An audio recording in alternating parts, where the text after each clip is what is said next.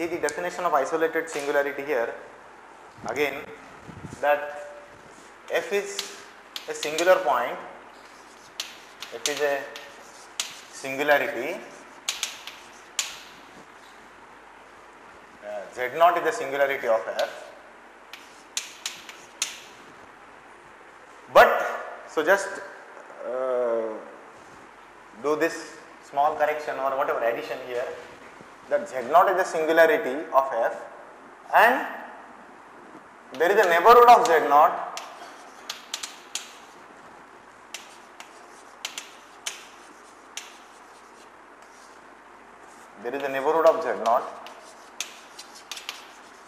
where f is analytic.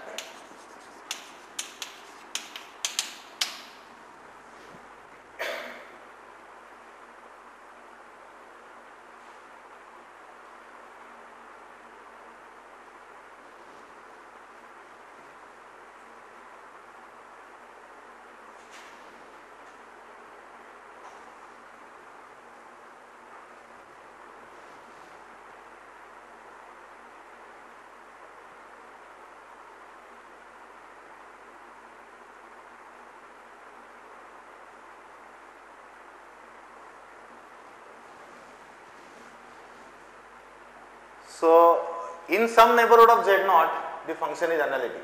So, that means this point z0 is here, at this it is not analytic because it is a singular point,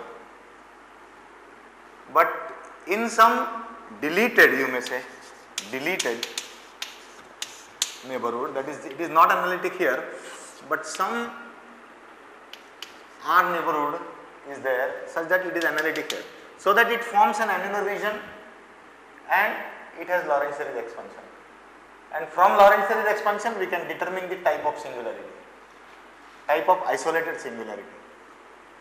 So, this is definition of z0 is isolated singularity, isolated singularity if this happens, z0 is a singularity of f and there is a deleted neighborhood of z0 where f is analytic. So, it is a singularity with this property that in some neighborhood it is analytic except that point, except that point. Now, third type we wanted to see is essential singularity.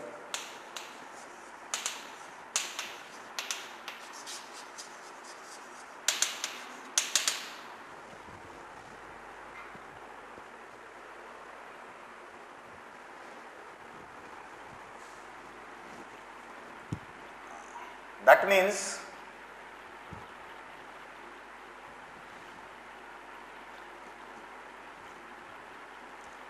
if you consider the Lorentz series expansion, there are infinitely many terms which are non-zero, that means negative powers.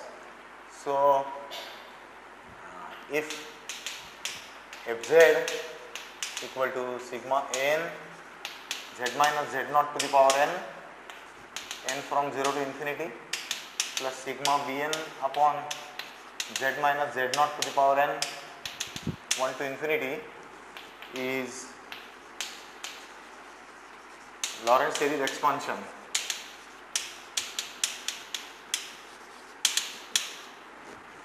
of f around z0, then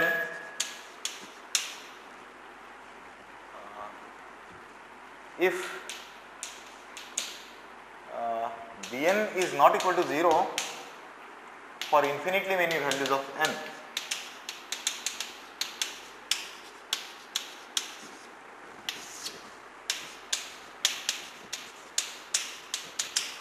then z0 is called essential singularity.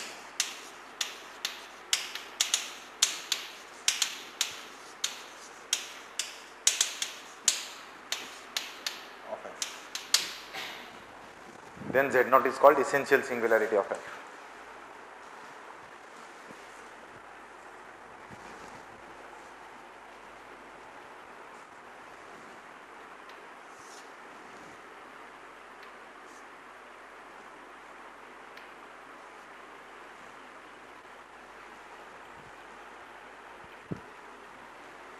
for example, you have suppose e to the power 1 by z.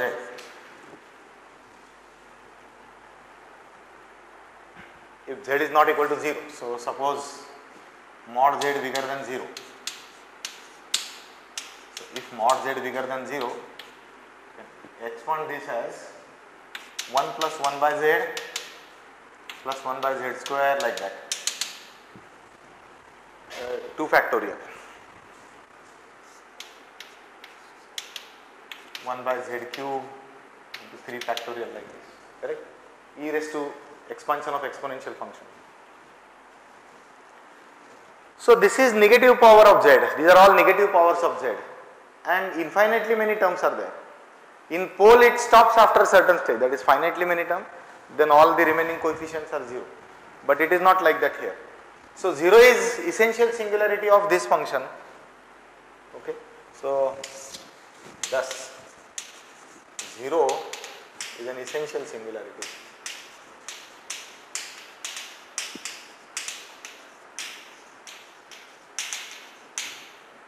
of e raised to 1 over z.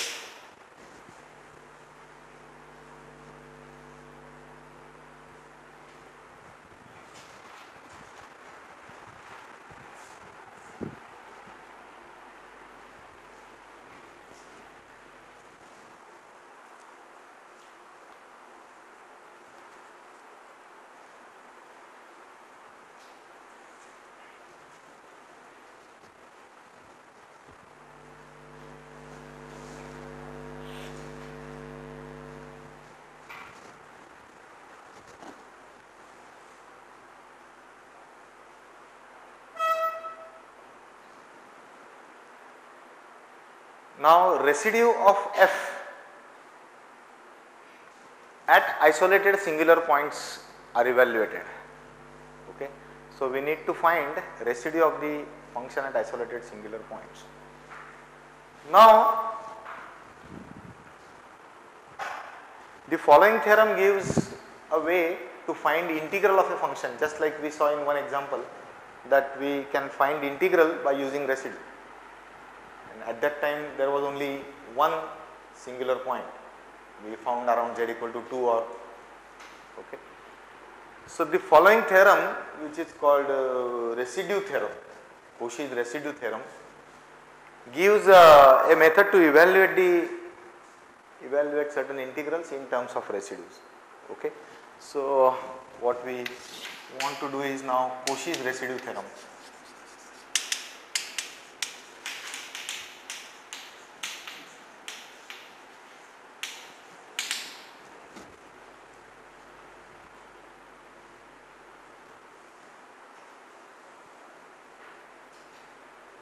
Cauchy's residue theorem. So let C be a simple closed curve, simple closed contour,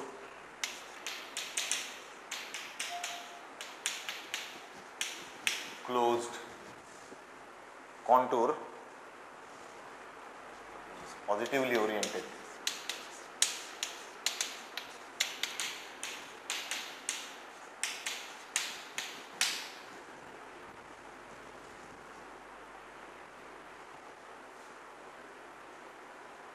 If f is analytic,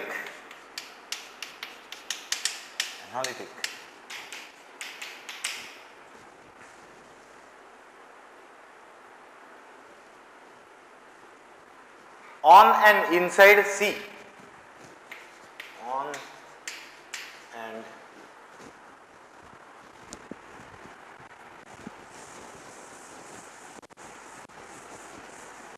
and inside C,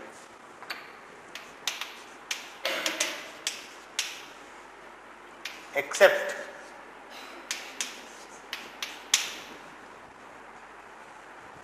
for finitely many singular points, except for finitely many singular points z1, z2, zn, except for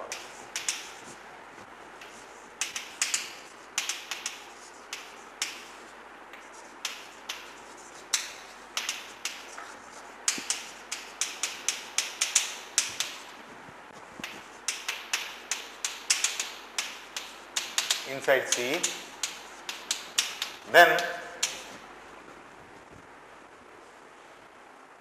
integral fz dz over c is equal to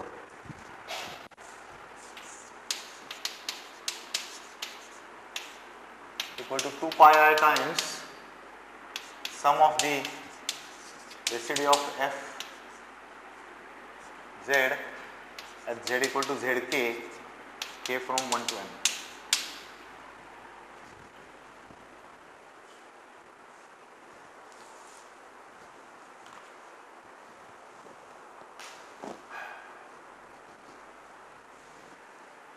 Is this theorem clear? Statement. So this is evaluation of integral in terms of residues. Now you have to understand the situation. What is situation? So there is a simple closed contour given. Suppose this is the simple closed contour C, positively oriented. And inside this simple closed contour there are finitely many points. Suppose Z1, Z2, Zk, such that at these points f has singularity. Now since these are finitely many points, all these points must be isolated singularities, because this point is singularity but other singular points are this. So you can always find a neighborhood where it is analytic everywhere except that point. So this will be singular point, this will be singular point, and so on. Okay. So all these are isolated singularities. So we can find residue of f at those points. Okay, we know the definition of residue. And then the sum of the residues into 2 pi I is exactly equal to value of f. That is the theorem. Okay. So the idea is very simple, that is, you consider closed contours, say C1, C2 around Z1, Z2, so on. So suppose this is Z1, Z2, around all such points which are singular points, you draw positively oriented contours. Okay. So let us do the proof of this theorem. Proof.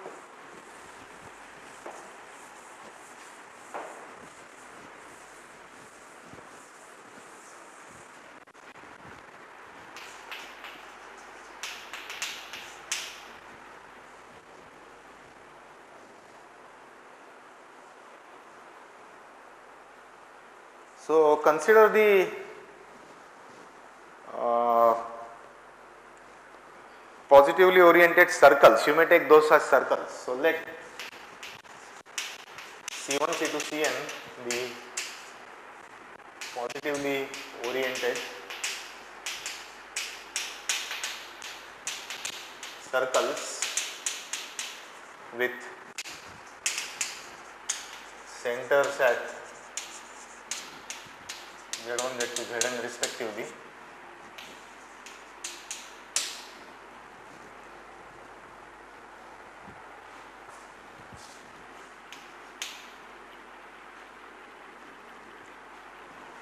Lying inside C.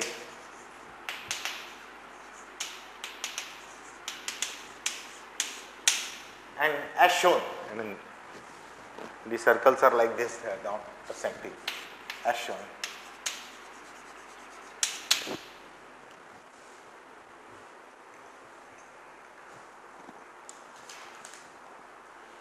Now since Z1, Z2, Zk are only points where f is not analytic, what we can say is that f is analytic on C and on all of this, and the part which is between these circles and inside this. So f is analytic on C, inside C, and on this circle C1, C2, Ck also. So do you remember some theorem? This type of theorem we have done. Then integral over C is equal to integral over C1 plus integral over C2 and so on.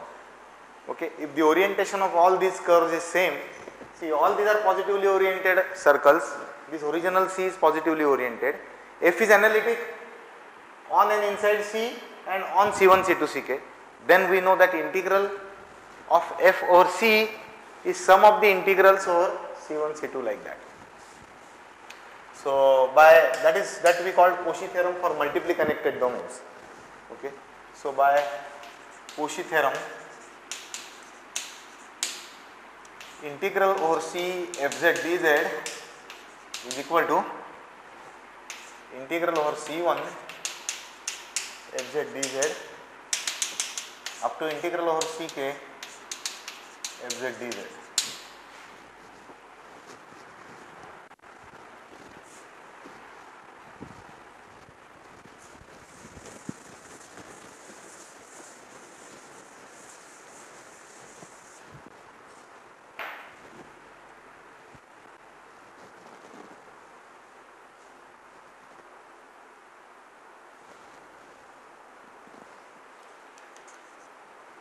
Now, what is integral of fz over C1? Okay. Integral of fz over C1 is exactly the residue of f at z1, because now you can consider some annular region around z1. So, if you just concentrate around z1, okay, and f is not analytic at z1, and this is a curve around z1, so you can think of some annular region where this point is deleted and this is the annulus, and this curve is lying inside that annulus. So, integral over C1 is 2 pi I times residue of f at z1. Similarly, z2 and so on. Okay. So, by definition of residue, we can say integral over C1, this will be 2 pi I times residue of f at z1, like that. So, by definition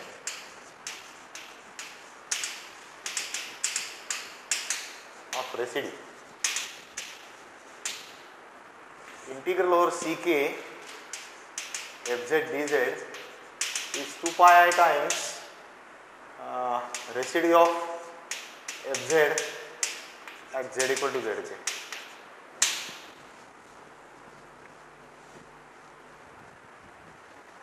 And thus integral fz dz over c is 2 pi I times. Now this you substitute. This is residue at z1, 2 pi I times residue at z1 plus 2 pi I times residue at z2. So this will be 2 pi I times sum of the residues of fz at z equal to zk k from 1 to 2.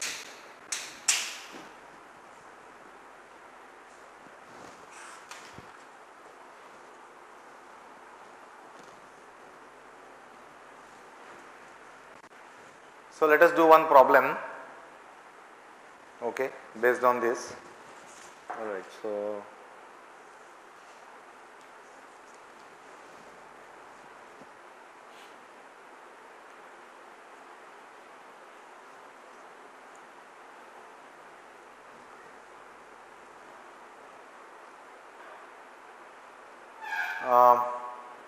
evaluate the integral, evaluate the following integral.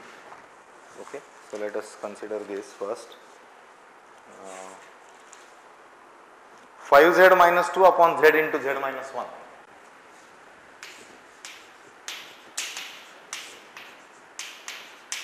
dz over c, where c is mod z equal to 2.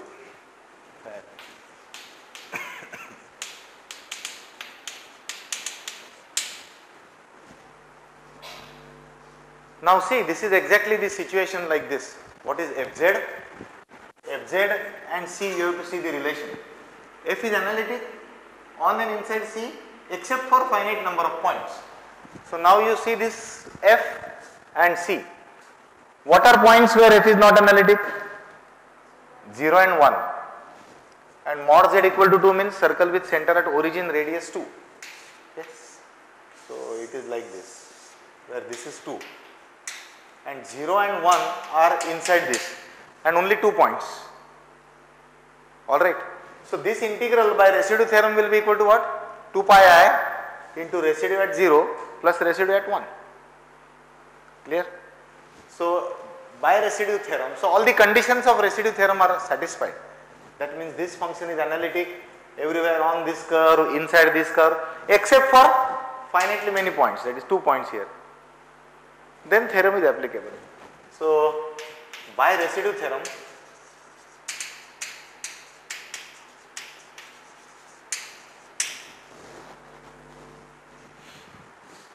integral over c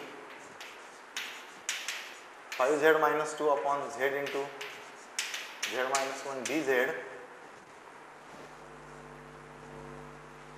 is equal to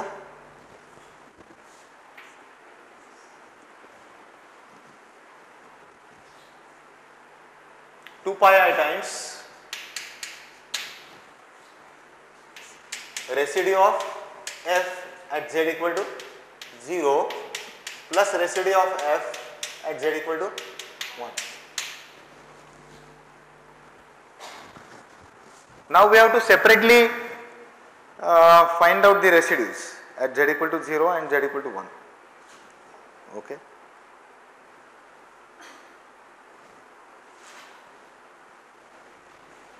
So how to find residue at z equal to 0? So let us find out. So that means we have to expand around what? 0. Okay.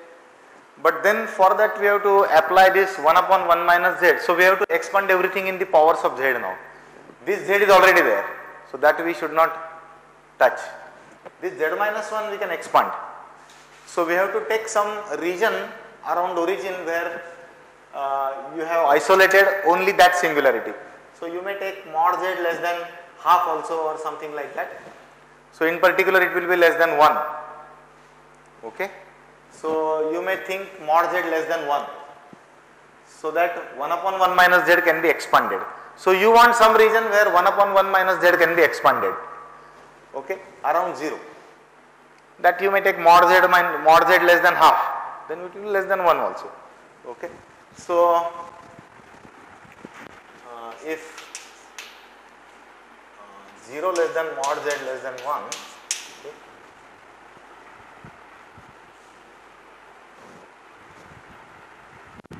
then 5z minus 2 upon z into z minus 1, I will write 1 minus z and a minus sign here, is equal to minus 5z minus 2 upon z into 1 plus z square and so on. Why that is true? Because this is less than 1. So this is annular region around 0 and this is Lorentz series expansion, okay, of what? Fz in powers of z minus z naught, but z naught is 0, that means in powers of z. So see, we are not interested in Lorentz series expansion, we just want what? B1. So coefficient of 1 by z. So can we find coefficient of 1 by z? So this you may write 2 by z minus 5, right? This is 2 by z and minus 5 into 1 plus z square. So that you can now easily see what is coefficient of 1 by z. It is 2, right? It is 2. So residue of fz at z equal to 0 is 2.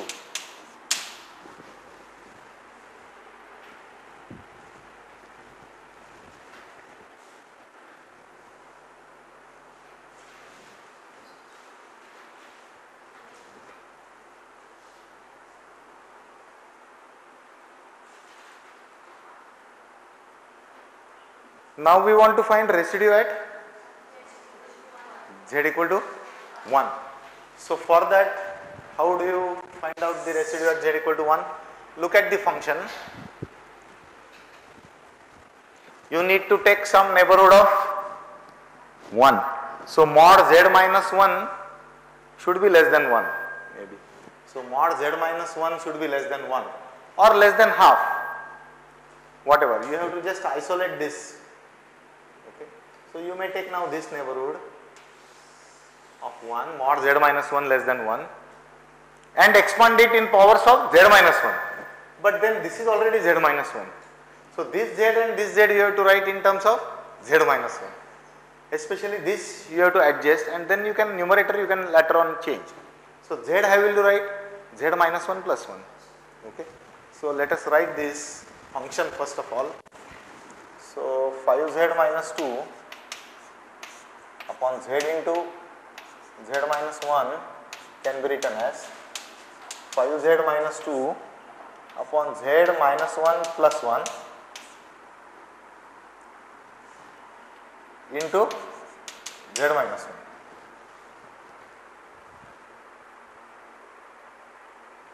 That is equal to 5z minus 2 upon z minus 1, this bracket, into inside what? 1 plus z minus 1. So 1 upon 1 plus x and mod z minus 1 less than 1 we can take. Okay, mod z minus 1 we can take the expansion of that. So how will you expand that? So it is 5z minus 2 upon z minus 1. So this also we can write 5 times z minus 1. So this is 5z minus 5. But you have 5z minus 2. So you can write plus 3, right? Upon z minus 1 into bracket. Into bracket what can you write now? 1 minus.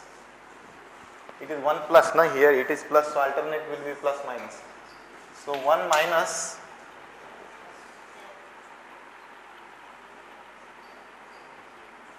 what? Z minus 1. Z minus 1. Okay.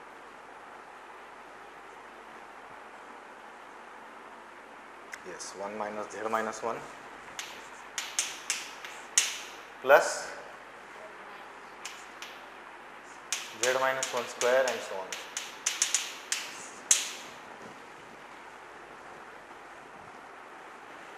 We are interested in what? Coefficient of 1 upon z minus 1. What is that?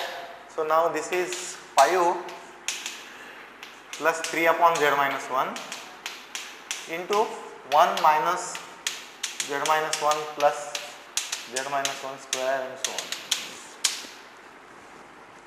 So what is coefficient of 1 upon z minus 1? 3.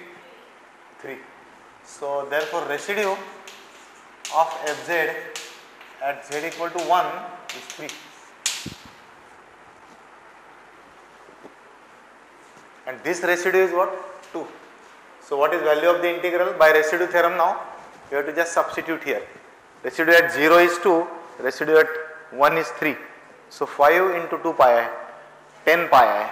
So value of the integral, thus integral over C, whatever is that, 5z minus 2, z minus 1, dz is 10 pi I.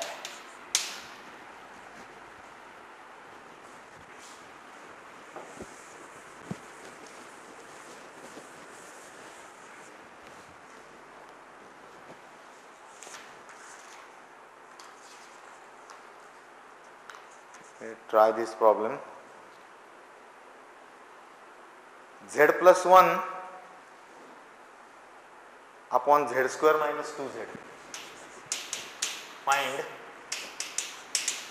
integral z plus 1 upon z square minus 2z over C, where C is the circle mod z equal to 3, where C is the circle mod z equal to 3. Now you want to try? Shall I give you 2 minutes or 5 minutes? You try this. So this, first of all, see this function and this curve and check whether the conditions of residue theorem are satisfied. What are conditions? This function should be analytic on this curve, inside this curve also, except for finitely many points. But you already know where it is not. Z, if you take outside, z into z minus 2, that means 0 and 2, which are inside this. This is circle with center at origin and radius 3. So, and now then find residues. Will you do this? I give you 5 minutes maybe. So you focus on this.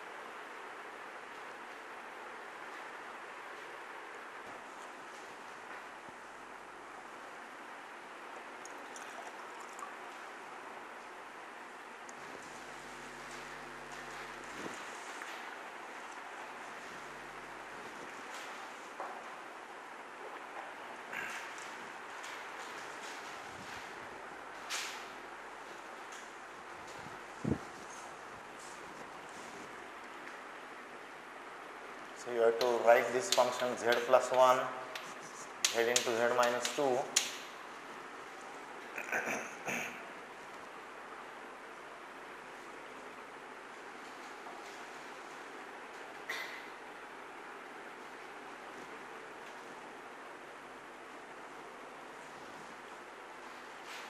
And you will have to divide by 2 here first. Divide by 2, then it is 1 minus mod z by 2.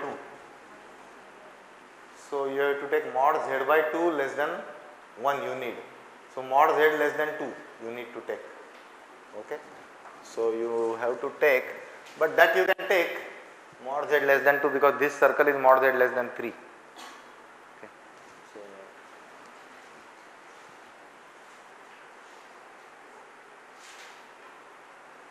So this is the region. So this is 0, this is 1, this is 2. Minus 1, minus 2. So you may take this circle mod z equal to 2. Okay. Your original circle is mod z equal to 3. Correct? But you can consider first of all 0 less than mod z less than 2 and expand this function in powers of z. For that you have to divide by 2. So you need to consider z plus 1 upon 2 times z by 2 minus 1, and then you can take minus sign, minus z plus 1 upon 2z 1 minus, that is right, 1 minus z by 2. Now mod z by 2 is less than 1. Is this clear? See, this circle you can take because your other singular point 2 is not lying inside this. So you have isolated this. See, both things should happen. You can use the expansion because mod z less than 2. But then whatever is required for expansion is also should be such that the other singular point is not included inside that. Because f should be analytic. This function should be analytic in this region. So now 0 is omitted, therefore no problem for this 1 by z, and 2 is also not there, therefore 1 by z minus 2 is also no problem. So this is analytic in this annular region, therefore it has Lorentz series expansion. Is this clear? So now easy. So have you found the residue? What is the residue? Minus 1 by 2 for z equal to 0, and for 2 3 by 2. So z equal to 0, the residue of f at z equal to 0 is what?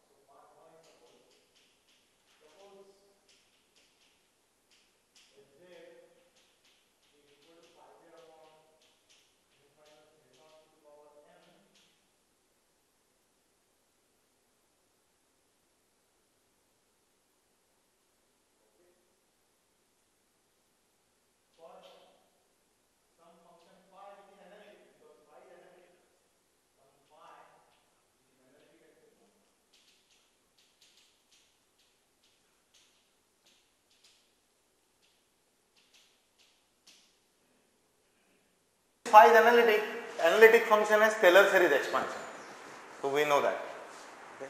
So phi has Taylor series expansion around Z0. We know that that theorem is there we have proved that a analytic function, so function analytic at Z0, then you can expand that function in the powers of Z minus Z0, and the coefficients are also what? Nth derivative at Z0 upon factorial n. So then phi z has Taylor series expansion.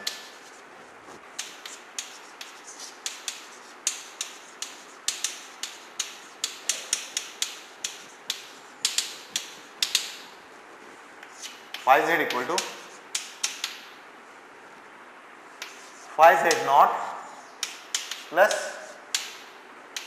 phi dash z naught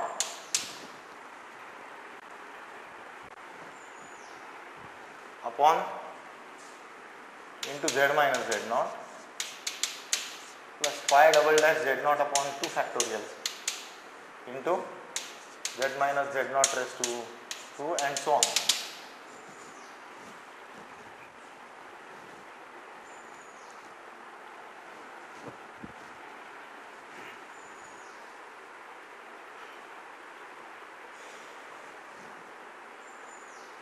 So remember, there is one more condition on phi z is analytic and phi z naught is non-zero. Phi z naught is not equal to 0. Okay.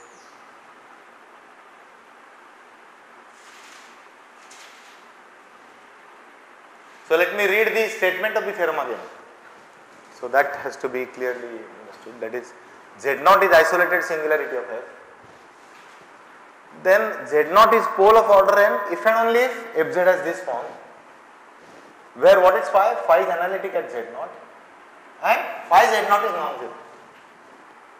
That also comes because of the order of the pole, alright, which is specified to be m. Okay, we will see where it will come. So once you written phi like this, what is f? So we have assumed that f is of this form. So now substitute phi. So this entire series, if you divide by z minus z0 to the power m, what do you get? So fz therefore is equal to, what? Phi z0 upon, yes, phi z0 divided by z minus z0 to the power m plus phi dash z0 upon what? M minus 1. So the powers of m in the denominator will decrease, and then you will come to stage wherever this m will come. So mth derivative of phi wherever it will come, okay, at z0 upon factorial m into z minus z0 to the power m, and that power m will get cancelled. So this will be constant term. And then now positive powers will start. Clear? What will be next term? Phi m plus 1 z0 upon m plus 1 factorial into and so on. Is this clear? So see that this is constant term, this is positive part of the series, so this is Lorentz series, and these are negative powers of z minus z0. Is this clear?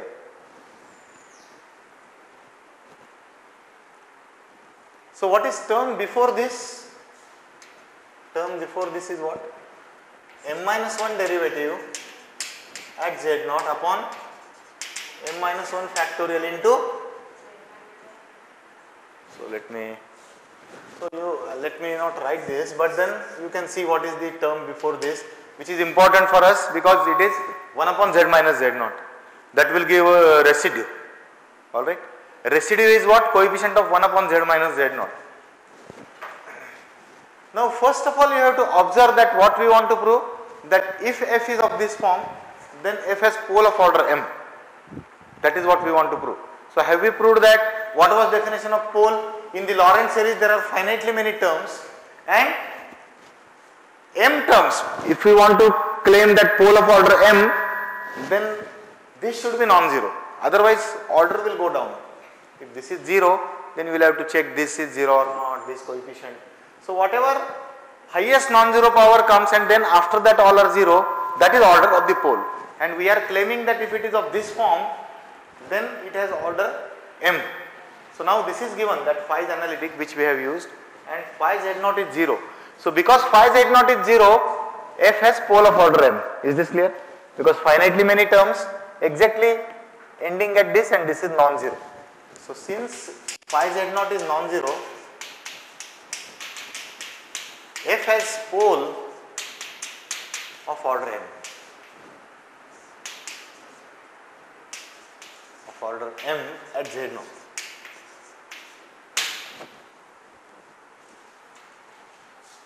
F has pole of order m at z0.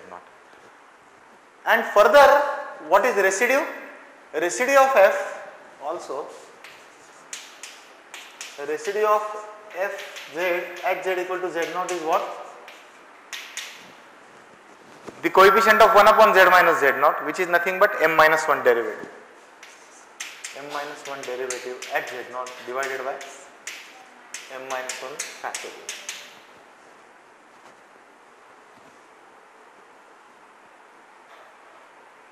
So we have proved one part. Now the converse is what?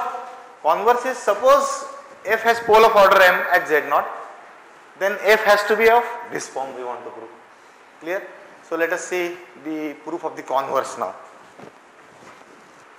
So suppose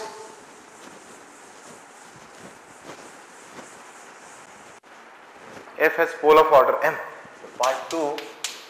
So suppose f has pole of order m at z0. But what is definition of pole of order m at z0? Then f can be written as Lorentz series with finitely many terms, and this m coefficient is non-zero. So then we know that then the Lorentz series of f,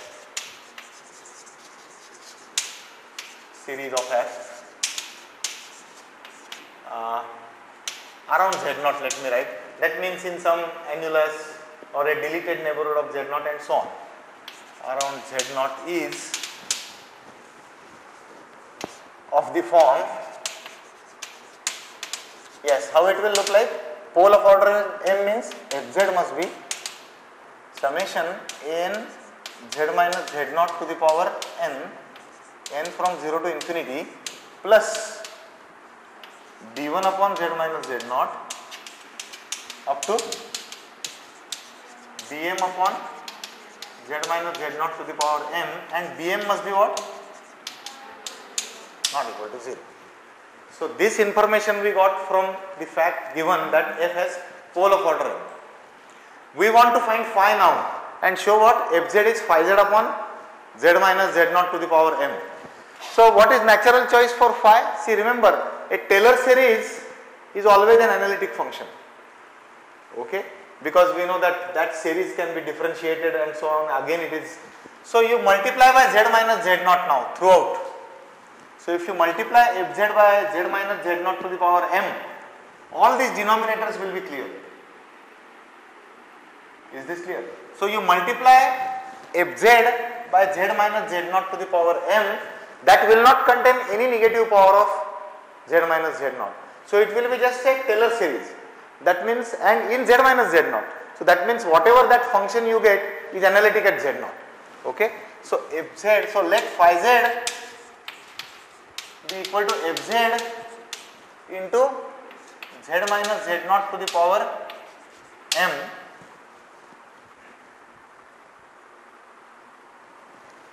okay, if z is not equal to z0, okay. See, this function is expanded in this form, alright, and now phi we have to define at z0 also, because phi should be analytic at z0 and in the neighborhood of z0 and so on. So at z0 you define it as bm at, so this is if z not equal to z0, and if bm if z is equal to z0. So this is how you have defined phi. So phi is analytic at Z0 is immediately clear because of the nature of phi. Okay. Because remember, the constant term of phi will be Bm. So you multiply by Z minus Z0 to the power n. Okay. So at Z equal to Z0, because all other terms contain Z minus Z0, so they will become 0 at Z0. So phi Z0 has to be Bm. So this function is essentially the series for Z minus Z0. So phi is analytic at Z0. Okay. Phi is analytic at Z0.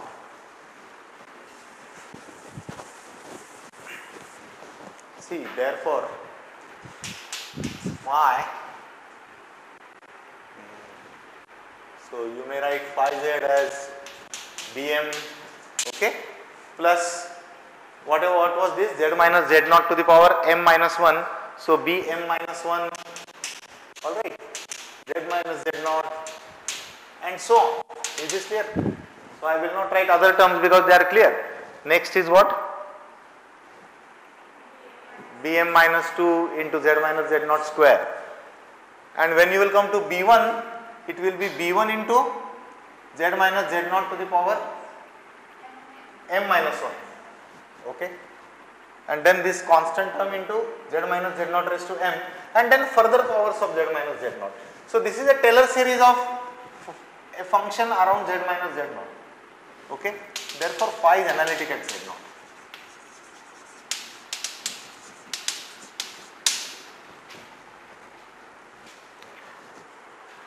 And phi Z0 is what?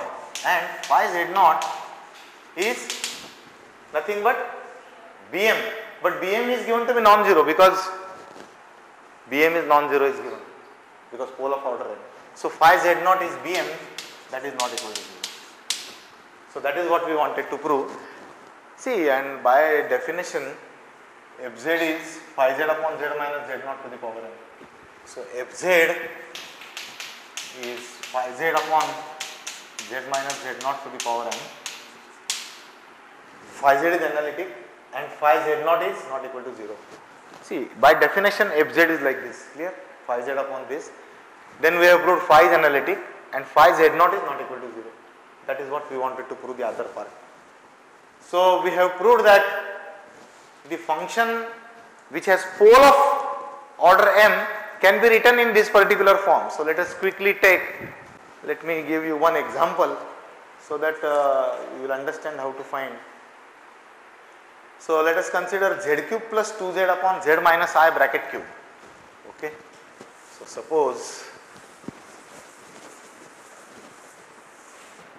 consider the function fz equal to z cube plus 2z, z cube plus 2z upon z minus I bracket cube. So that is suppose fz.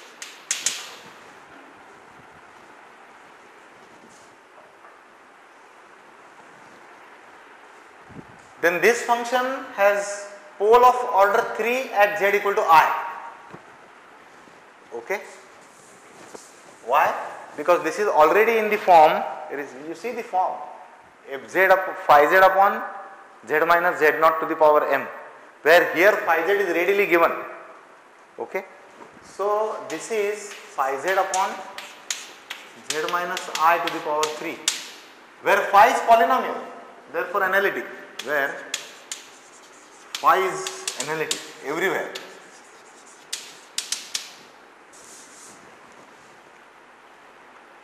So therefore, and phi z0 is what? Phi I is what? I cube minus 2 times I, which is not 0. Okay, and phi z0 is not equal to 0. So both the conditions are satisfied. So therefore, f has pole of order, yes, order 3 at z equal to I. Clear? And further residue can be found. Further residue, we have formula for the residue in this theorem. Further residue of fz at z equal to I is equal to, now m is 3. So residue formula is m minus 1 derivative at z naught upon m minus 1 factorial, that is second derivative. So second derivative of phi at I divided by 2 factorial. So this is phi, where phi is what? Phi z is z cube plus 2z. So what is first derivative? 3z square plus 2, and second derivative is 6z, and at I you want, so 6i upon 2 factorial. So 6i upon 2, that is here.